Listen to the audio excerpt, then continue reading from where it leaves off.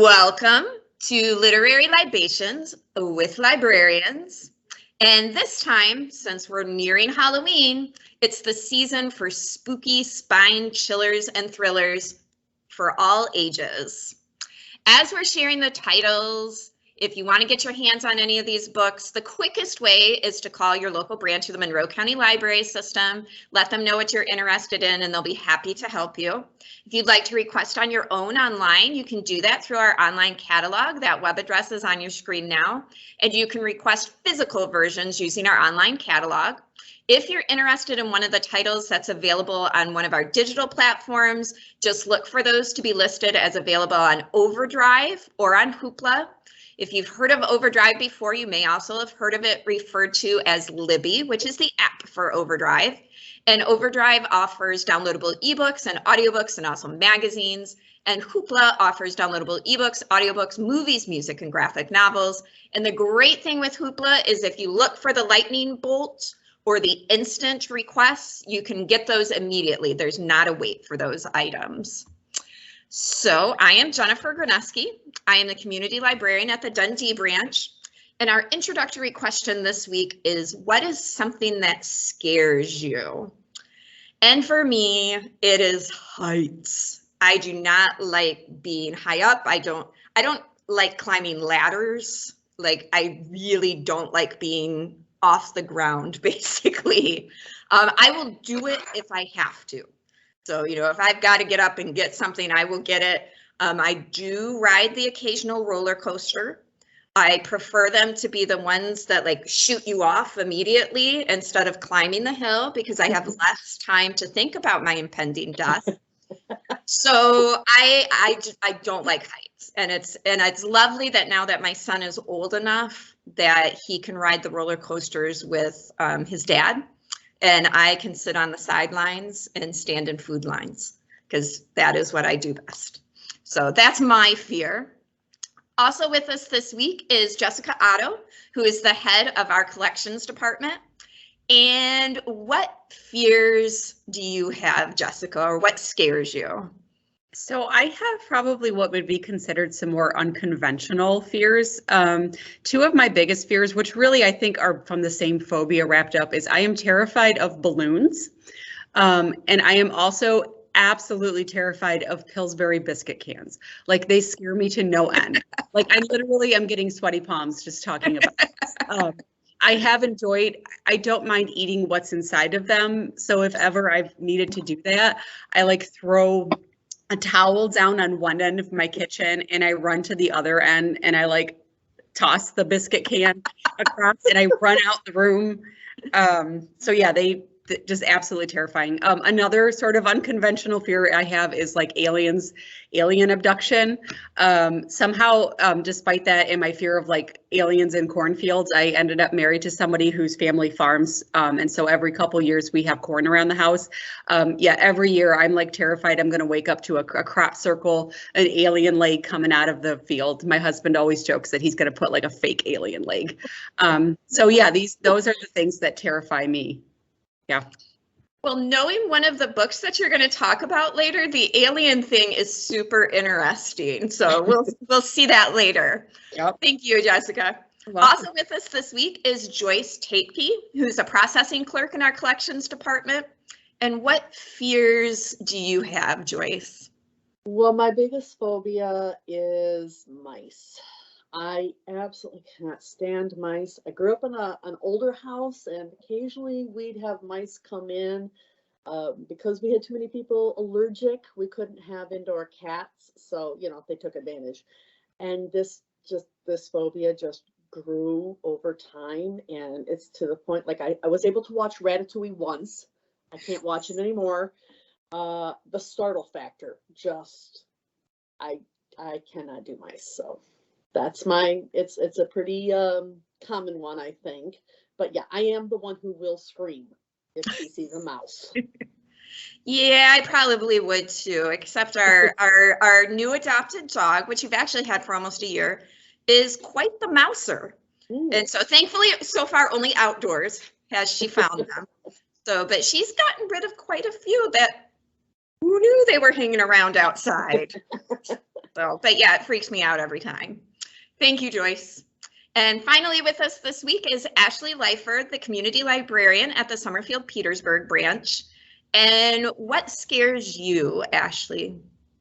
So I don't feel like I really have any like phobias or anything, but like when I think of like my biggest fear, I'm gonna say it's like somebody breaking into my house at night, like when I'm asleep, because like I have a sound machine, I have like earplugs in a lot of times because I'm a light sleeper, so like, and my door's always shut, so if somebody came in, like I'd be dead, like they'd get me easily.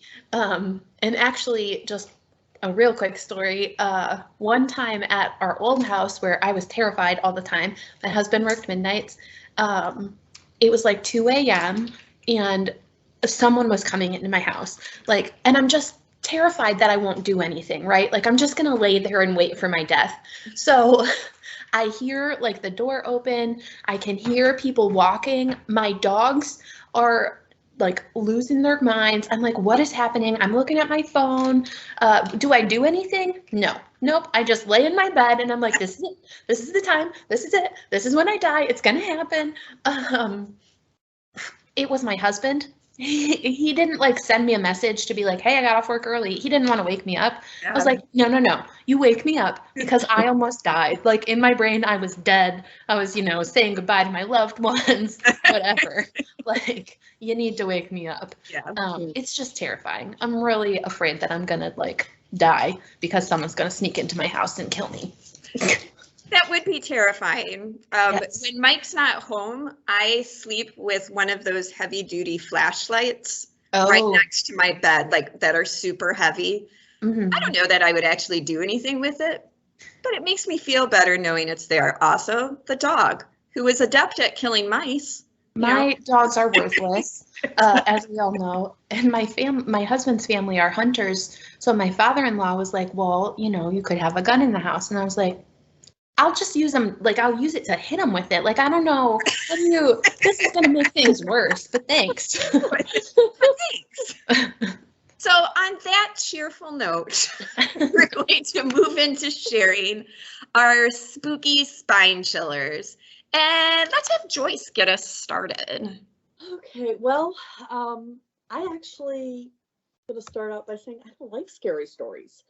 I am not a fan of horror movies. I am not a fan of, I'm sorry, I'm not a fan of Stephen King. Sorry. I know Jennifer's just having a hard time right now. I do like real stories. So one of mine is Haunted Michigan.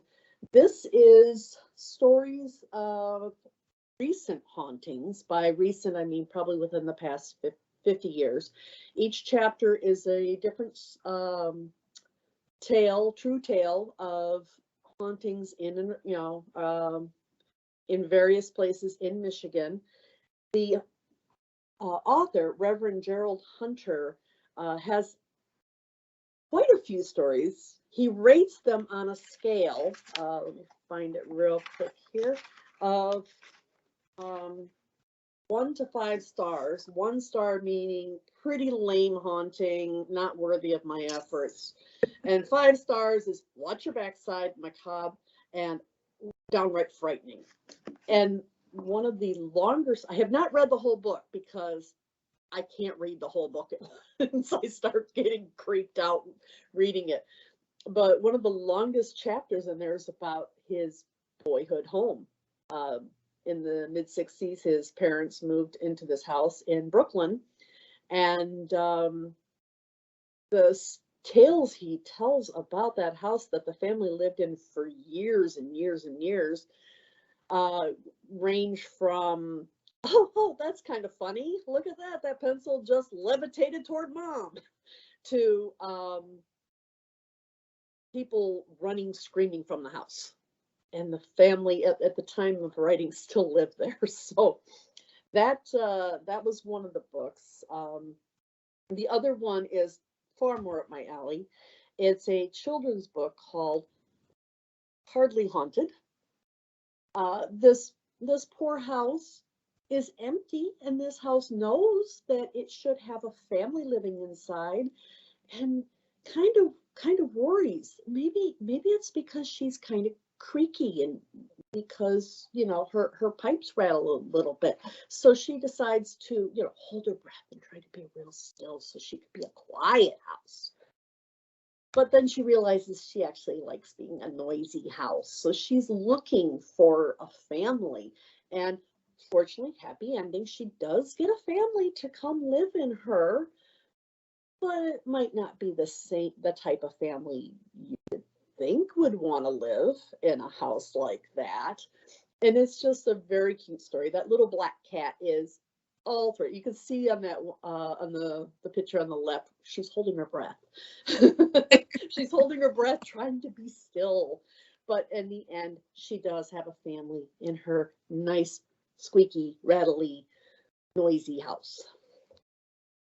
I just have to say how much I love that cat's face. The cat is just in just love about that every expression. page. Yes, the cat does get a little spooked up, but the cat stays. The cat does stay. Well, good. It's a spooky story with a happy ending. Yes. All right, thank you, Joyce. And let's have Ashley share her stories with us next. Okay, so I also don't like being scared, so my stories are a little bit of a stretch, but they're suspenseful. Let's go with that. The first one I will talk about, I have some notes here, so don't mind. The first one I will talk about is The Guilt Trip by Sandy Jones.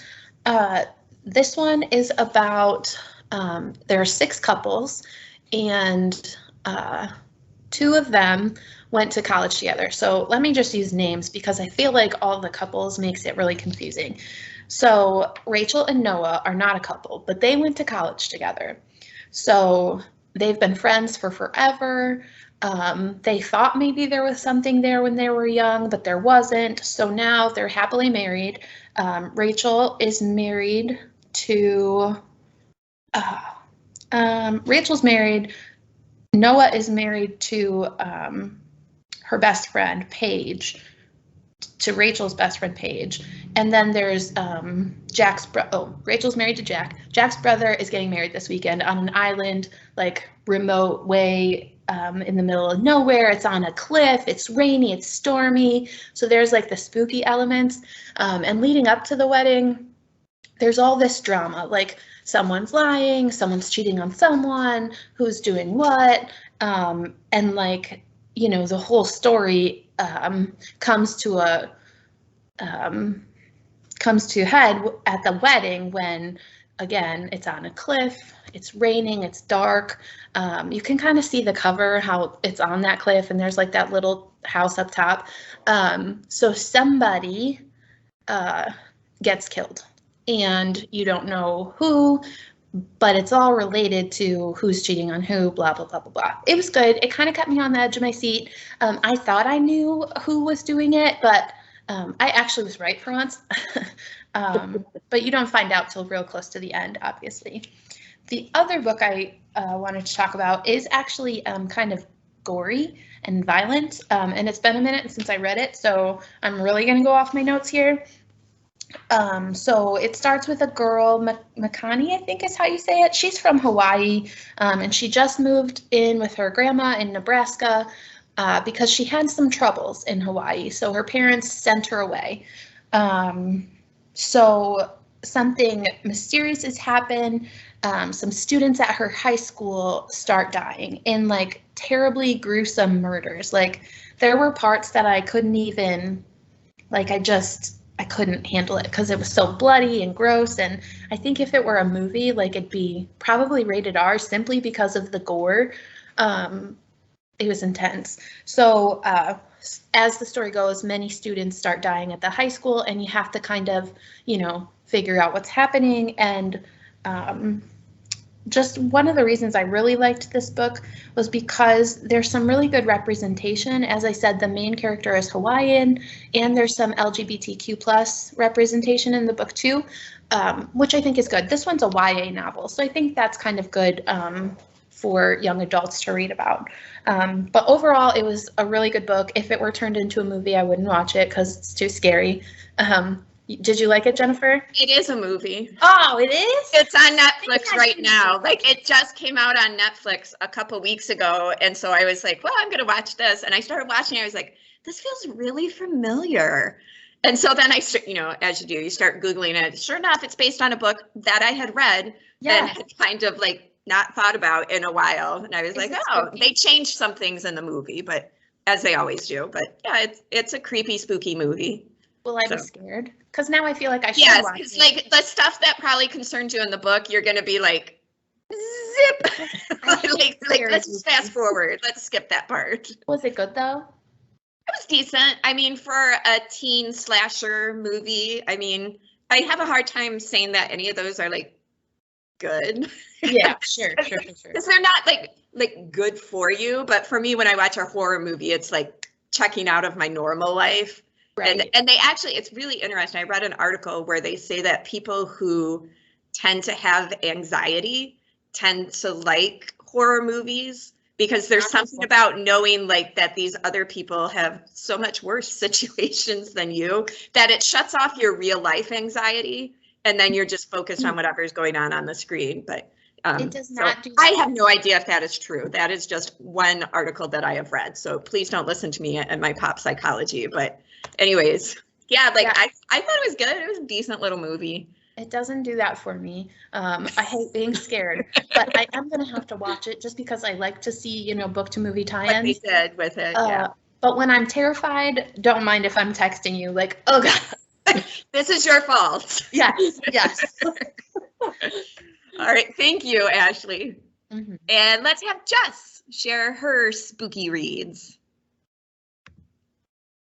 Okay, so I am a fan of scary stories, but today I am going to bring to you two spooky titles for little ones that I read recently to my daughters who are 5 and 6 years old. I will start with The Mystery of the Haunted Farm. So let me set the scene for you in this book. So Farmer Greg knows that something is amiss on his farm. One night, he walked around his farm and he saw ghosts and he saw monsters and he even saw some slimy things. And so he knew he had to get to the bottom of this. And the only solution was to call a trio of ghost hunting pigs that specialize in farm hauntings. He called them and they arrive immediately with the latest, most updated scarometer, the Phantom Finder 5000. And they immediately get to work investigating the haunting on Farmer Greg's farm. So as they walk around the pigs, they see ghosts, they see zombie ducks, they even get to see the mighty Donkula. That's Donkey Dracula. And so, unfortunately though, for some reason, their Phantom Finder 5000 is giving no indication of any paranormal activity on the farm. The pigs don't know what's going on. So what's happening? Is their precious Phantom Finder 5000 broken? Or perhaps is there a more sinister explanation as to what's going on this farm? To find out, you will have to read the book. So let me say, I adored this book, not just because I live on a farm. I thought that was a cool connection. What I most loved about this book was the amount of references throughout to different things from pop culture that I love. First of all, I am a huge fan of Ghostbusters, so the parallels between Ghostbusters and these trio of ghost hunting pigs that arrive in a vehicle that looked very much like Ecto-1 was just fantastic. And there's just so many references throughout that the parents will get that the kids won't really notice. They make a connection to Frankenstein, of course, to Dracula, as I mentioned. They even get a Stephen King reference in here, which I thought was really cool in a totally non-scary way. I think kids won't even know that it's a Stephen King reference, but if you're a fan, you'll be like, oh, that was cool. They got that in there. So yeah, I highly recommend that for your little ones if you're looking for a spooky and fun Halloween tale. So my second book that I am going to share with you is called, it's The X-Files, Earth Children Are Weird. So this was a fun surprise book that I came across by accident when I was looking for a title to read to my my 5-year-old earlier this year as we worked on completing 1,000 books before kindergarten. I came across this. I've watched a little bit of X-Files. I haven't watched the entire show like my husband has, but I was like, oh, this looks kind of intriguing. I'm going to try this. So despite my, as I said earlier, a fear of aliens, even though there is a fear there, I tend to not only have a fear, but a fascination as well. And I think my hope is that the more I read, the more I, get into that, it'll make it maybe less scary, the more I know. So I decided to dive into this one, and I am so glad that I did. So this book reimagines Fox Mulder and Dana Scully, the two main characters from the X-Files TV show, as little children. And in this book in particular, they are having a backyard camp out. And they have a tent and all kinds of, fun stuff going on when these spooky occurrences start to happen. There's strange lights, there's spooky sounds, there's even a weird thing that Fox discovers in the ground. And all of these things, all of this evidence, as we know, Fox wants to believe. And he completely believes that all of these things are complete, total evidence that aliens are there and are the cause of all of these spooky things. Now, Dana is going to take a little more of a skeptical approach to these things. And she's going to say, well, Fox, maybe, but, let's look at what else is going on around us. What other explanations could there be for all of these spooky occurrences that we're experiencing? So who's right? Is Fox right? Is it aliens? Is Dana right? Is there legitimate explanations for all of these? One of them is right, but I won't tell you which. You'll have to read the book to find out. But this truly was an amazingly fun book, and I think the illustrations were just beyond. These pictures of them as children are exactly what I would picture in my mind that Fox Mulder, Dana Scully, David Duchovny, and Gillian Anderson would look like as little kids. So that just delighted me to no end.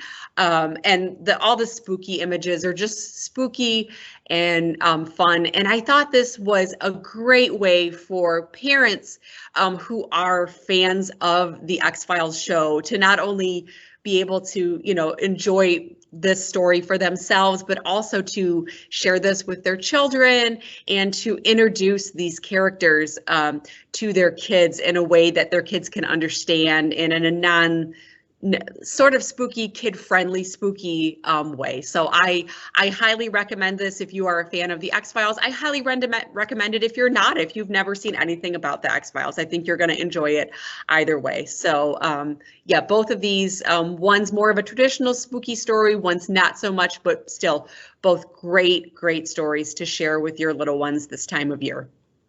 Thanks, Jess. And when you submitted the X-Files book, I immediately went out and put a request on it because I am a huge fan of the X-Files. Great, okay. In my late high school, early college years, which is when it was really on and popular, I was unhealthfully probably obsessed. I might have had a Fox and Scully poster in my dorm room. Nothing wrong with Might that. have bought some action figures. Might actually still own in the box the Scully and Fox Barbie dolls. Just saying, I might still have those. I might. Okay. That's totally okay. So that was right up my alley at that time. I'd like to hear that. That's exciting.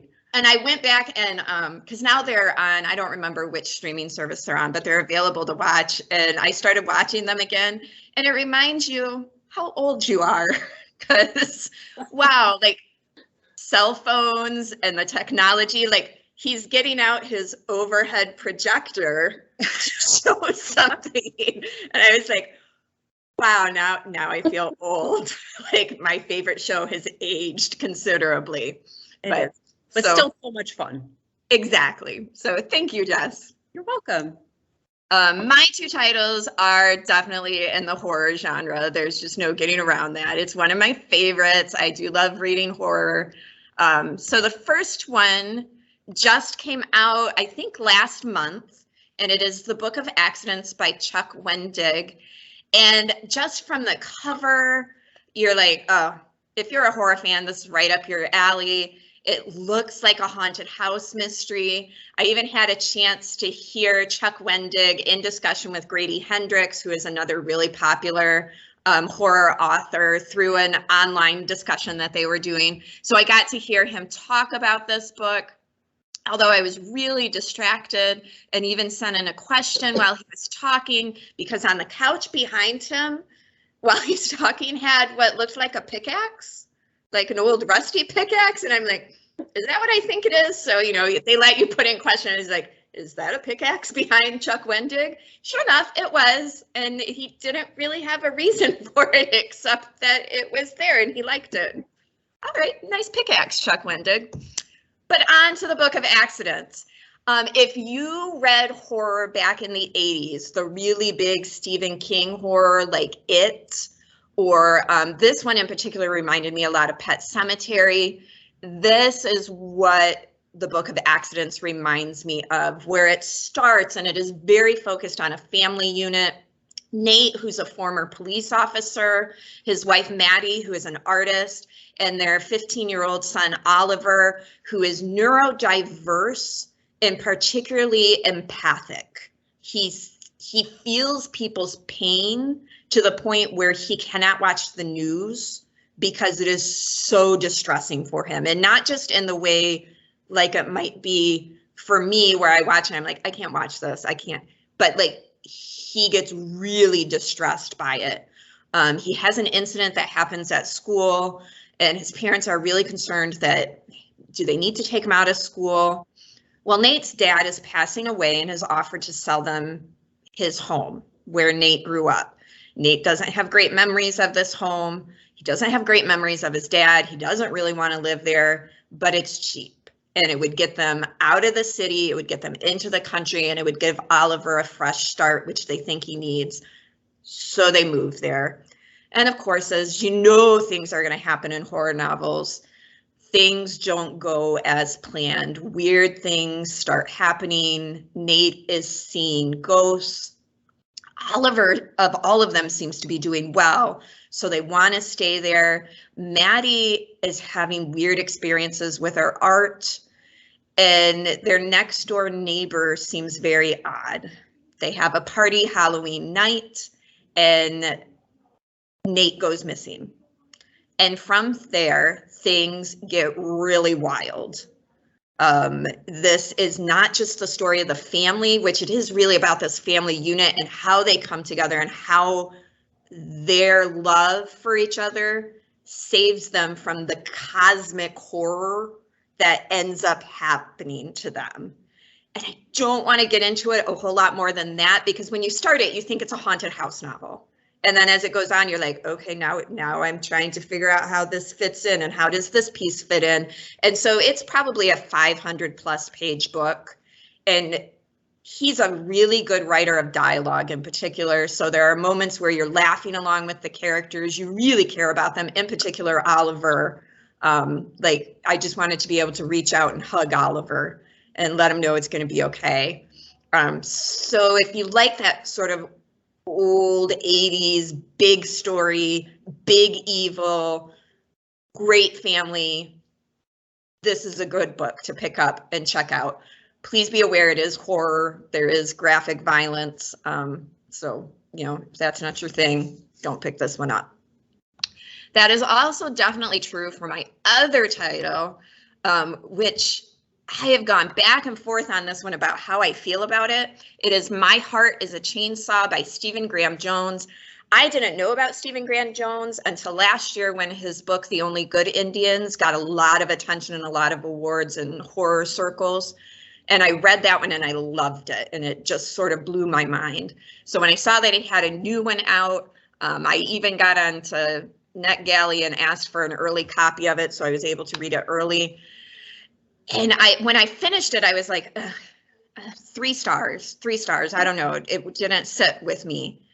And then it is one that I can't stop thinking about. Like I keep thinking about the main character. I keep thinking about the ending of the book and just how he tied it all together. So if you like horror, give it a chance. So Stephen Graham Jones, he is a Native American author. And in this book, his central character is Jade Daniels. And she lives in the town of Proof Rock, which I just have to say sounds like a super Stephen King-y title name for a town, Proof Rock. So she lives there and I think she's 17 and she's in her last year of high school. She's just hoping to graduate and get out of Proof Rock. She hates it. Her mom has abandoned her. Her dad is awful. And she's just done. She rarely even wants to go home at night. She's sort of homeless, sort of not. She's very alone, very isolated. And what has, for whatever reason, kind of become what she clings to and what comforts her are slasher movies. And Jones makes so many references to so many movies, so many that I have never even heard about. All of them actually exist. And Jade has watched them all. She happened to pick one up when she was out around 12 or 13, watched it. And again, I think it was an escape from the life surrounding her. And so she watched it. She has this encyclopedic knowledge of it. When she's supposed to be writing history papers to her history teacher, she's writing about slasher films and filling him in on the history of the horror genre.